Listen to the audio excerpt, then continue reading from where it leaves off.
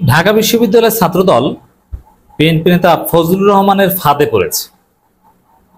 দেখেন, আমি এর আগে একটা আলোচনা বলেছি যে ঢাকা বিশ্ববিদ্যালয়ের ছাত্রদলের অভিভাবক হচ্ছে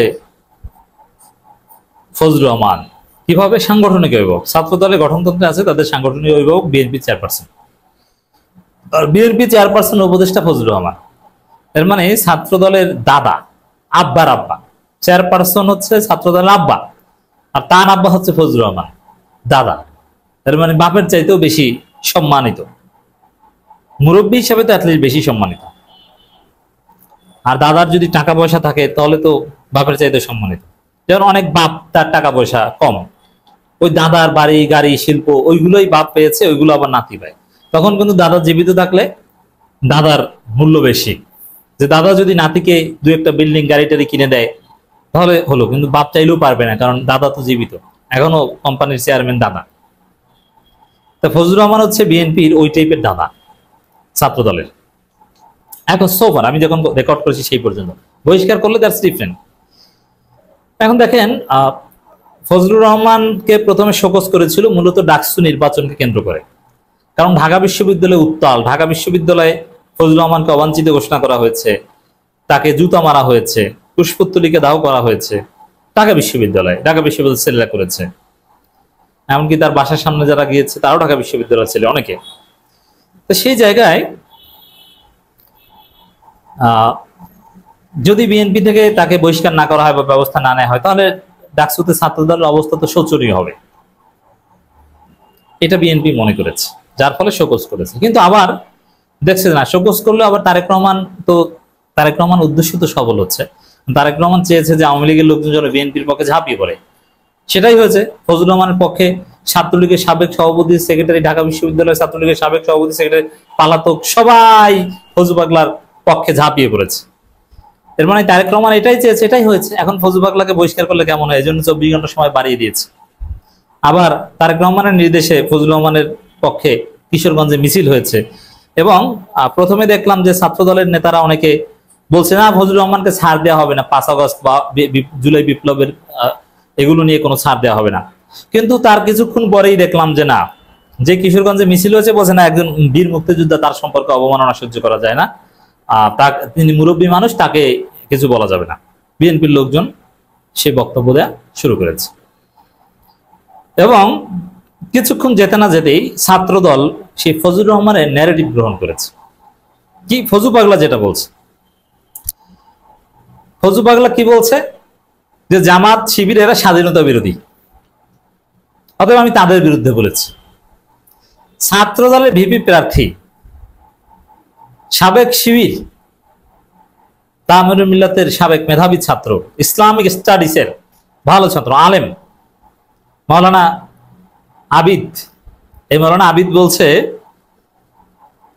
যে ডাকসু নির্বাচনে শিবিরকে সুযোগ দিয়ে কর্তৃপক্ষ পক্ষপাত করেছে। কারণ ডাকসুর একটা স্পিরিট হচ্ছে স্বাধীনতা বিরোধীদের সুযোগ দেওয়া যাবে না, মুক্তিযুদ্ধের চেতনা ধারণ করতে হবে। অতএব শিবির যেহেতু স্বাধীনতা বিরোধী, তাদেরকে নির্বাচনে সুযোগ দিচ্ছে, এইটাই তো পক্ষপাত। এর মানে কি দাঁড়ালো? ডাকসু নির্বাচনের সুযোগ দেয়া শিবিরকে এটা ছাত্র দলে আদর্শিকভাবে সমর্থন করে না। এটি হচ্ছে ফজু পাগলার ফাঁদ। ফজু পাগলাই এটা বিএনপিকে ছাত্র দলকে শিখিয়েছে। এই ন্যারেটিভ বিএনপিকে শিখায় নাই, তারেক রহমানও এটা শিখায় নাই। এটা ফজলুর রহমান তারেক রহমানকে শিখিয়েছে, ফজলুর রহমান ছাত্র দলকে শিখিয়েছে। এই মাওলানা আবিদকে, ছাত্র দলের ভিপি প্রার্থী, এই মাওলানা আবিদকে হয়তোবা ফজু পাগলা ফোন দিয়ে বলেছে তুমি বলো শিবির তো স্বাধীনতা বিরোধী, তাকে কেন সুযোগ দিয়েছে, এটি তো পক্ষপাত। তাকে আমি চিন্তা করি আসলে হুজুর মানুষ, ওর জ্ঞানটা কি? আসলে হুজুরদের অনেক ক্ষেত্রে সীমাবদ্ধতা থাকে। আমি নিজেও ওয়ান কাইন্ড অফ হুজুর, কিন্তু আমি অনেক ক্ষেত্রে হুজুরদেরকে খুব ক্রিটিক্যালি দেখি, এদের অনেক সীমাবদ্ধতা থাকে। আবার হ্যাঁ, তারাই আমাদের হাবার, তাদের ইমামতিতে আমরা নামাজ পড়ি, জানাজা হয়, রাইট? কিন্তু তারপরও তাদের মধ্যে অনেক লিমিটেশনস থাকে। এই আবিদের মধ্যে লিমিটেশন, পক্ষপাত বলতে যা বোঝায় এটা কিসের ভিত্তিতে বলছে? যেখানে ছাত্রদল প্রকাশ্যে আচরণবিধি লঙ্ঘন করছে, কিন্তু যেহেতু রিটার্নিং কর্মকর্তা থেকে শুরু করে নির্বাচন পরিচালনার সাথে সংশ্লিষ্টরা সবাই বিএনপি, ছাত্রদলকে কিছু বলছে না, শিবির বাকসাস লিখিত অভিযোগিতা কিছু বলে না, এটাকে শিবির বাকসাস বলছে যে পক্ষপাত করছে এই বিএনপি পন্থী শিক্ষকরা, ওইটার জবাব বলছে শিবিরকে সুযোগ দেওয়াটাই তো পক্ষপাত। আপনি চিন্তা করেন যে এই হুজুরের মেধা কোন জায়গায়, হাঁটুতে না মাথায়, কিসের সাথে কি মেলায়? এই ছেলে তো ঠিক মতো কথা বলতে পারে না স্মার্টলি, জাবিদ। তার আচরণের মধ্যে একটা ফিমেল ফিমেল ভাব আছে, পুরুষত্বের অভাব আছে এই আবিদের আচার আচরণের মধ্যে, বডি ল্যাঙ্গুয়েজের মধ্যে, নারী নারী স্টাইল হোয়াট এভার। সাদিক কায়েম ফরহাদের মতো স্মার্ট হওয়ার চেষ্টা করো বাবা। আমাদের ছোট ভাই ইসলামিক স্টাডিজে যারা পড়ে ঢাকা বিশ্ববিদ্যালয়ে, নানান কারণে অনেকে আমাদের স্টুডেন্ট তুলল, এখানে আরো এলেম হাসিল করতে হবে। এবার আসেন, এই যে কথা যে শিবিরকে সুযোগ দিয়ে পক্ষপাত করেছে, এটার একটু জবাব দিই। এটা কতটা, এই জন্যই হুজুর, মাদ্রাসা ছাত্র বা এদের সীমাবদ্ধতা নিয়ে এতক্ষণ বয়ান করলাম এই কারণে। দেখেন যে কতটা থার্ড ক্লাস ফালতু যুক্তি। প্রথম কথা হচ্ছে যে শিবিরের জনপ্রিয়তায় এই মৌলানা আবিদরা ভয় পায়, ভয় পাওয়ার কারণে তারা বলছে শিবিরকে সুযোগ দিয়ে পক্ষপাত করছে, এক। দ্বিতীয় কথা হচ্ছে শিবিরকে কোনো সুযোগ দেওয়া হয় নাই, এটি হচ্ছে এই হুজুরের, এই মৌলানা আবিদের মাথা মোটা কথা। শিবির বা কোনো দলকে এখানে আলাদাভাবে সুযোগ দেওয়ার কিছু না। এখানে বেসিক্যালি ফেসিবাদের সাথে সংশ্লিষ্ট যারা, তারা তো এমনিতেই বাদ। এখানে বেসিক হুকুম হচ্ছে ঢাকা বিশ্ববিদ্যালয়ের ছাত্র হওয়া। আচ্ছা, এই যে সাদিক কায়েম ফরহাদ, এরা কি শিবির হওয়ার কারণে প্রার্থী হতে পেরেছে, না ঢাকা বিশ্ববিদ্যালয়ের ছাত্র হওয়ার কারণে? এ মৌলানা আবিদ বুঝে না যে সাদিক কায়েমদের যদি নির্বাচন থেকে বিরত রাখতে হয়, তাহলে তাদেরকে ঢাকা বিশ্ববিদ্যালয়ে ভর্তি হওয়ার সুযোগই দেওয়া যাবে না।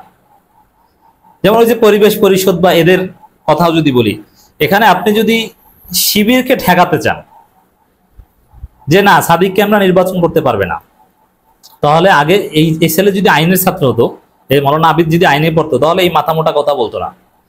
তাহলে বলতো এরকম যে এই যে স্বাধীনতা বিরোধী এরা তো ঢাকা বিশ্ববিদ্যালয়ে ভর্তি হতে পারবে না, আর ভর্তি হতে পারলে তো তাদেরকে নির্বাচনের সুযোগ দিতে হবে, কারণ এখানে সবাই নির্বাচন করছে ঢাকা বিশ্ববিদ্যালয়ের শিক্ষার্থী হিসেবে, শিবির বা ছাত্রদল হিসাবে নয়। বেসিক্যালি তারা ওই দল করে, ওই দলের নামে প্রচারণা চালায়, কিন্তু ডাকসুর গঠনতন্ত্রে কোথাও ছাত্র সংগঠনের নাম বা পরিচয় উল্লেখ নেই। এবং এই যে আবেদনপত্র দিয়েছে, নমিনেশন পেপার থেকে শুরু করে, কোথাও ছাত্রদল না শিবির এটা উল্লেখ আছে? নাই। মূল হচ্ছে যে কোন হলের শিক্ষার্থী, কোন ডিপার্টমেন্টে পড়ে, তার আইডি কার্ড, তার পরিচয়, এটাই। আর নির্বাচনী প্রচারণায় বা ওখানে দলীয় পরিচয় কোনো মার্কা, দাড়িপাল্লা, ধানের সৃষ্টি মার্কা না, তাহলে ওখানে মার্কা কি? ওখানে মার্কা হচ্ছে ব্যক্তি। সাদিক কায়েম ফরহাদ, মৌলানা আবিদ, এগুলো হচ্ছে পরিচয়। দলীয় পরিচয়তে নির্বাচন করছে না, এখানে শিবিরকে সুযোগ দেয়া না দেয়, এই প্রশ্নটা আসছে কেন? ওই যে মাদ্রাসার হুজুর আইন পড়ে না, আইন বোঝে না, পড়াশোনা করে নাই, করেছে রাজনীতি। ইসলামিক স্টাডিজে পড়ে অনেকে আইন বা অনেক জ্ঞান অর্জন করে, কিন্তু এগুলো বোঝে না। তো এই যে ফালতু থার্ড ক্লাস ন্যারেটিভ, স্যাস্তা ন্যারেটিভ, যে স্বাধীনতা বিরোধীর সুযোগ দিয়েছে, আবার সেই স্বাধীনতা বিরোধীদের সাথে কোলাকুলি করে, মানে এগুলো কি মুনাফিকি না? আপনি একদিকে বলছেন এদের সুযোগ দেওয়া পক্ষপাত, এরা স্বাধীনতা বিরোধী, আবার এদের সাথে কোলাকুলি করেন, আবার এদের সাথে মিলেমিশে চলেন না। আপনি কি চান আপনি নিজেই তো জানেন। এগুলোই হচ্ছে ফজু পাগলার ন্যারেটিভ। এই ফজু পাগলার ফাঁদে পড়েছে ছাত্রদল। শিবির ঢাকা বিশ্ববিদ্যালয় ছিল, আছে এবং থাকবে ঢাকা বিশ্ববিদ্যালয়ের ছাত্র হিসেবে, এবং ঢাবি শিক্ষার্থীদের ভোটে শিবির থেকেই ভিপি, জিএস, এজিএস বিজয়ী হবে ইনশাআল্লাহ। এই ফজু পাগলার ন্যারেটিভই কিছু হবে না।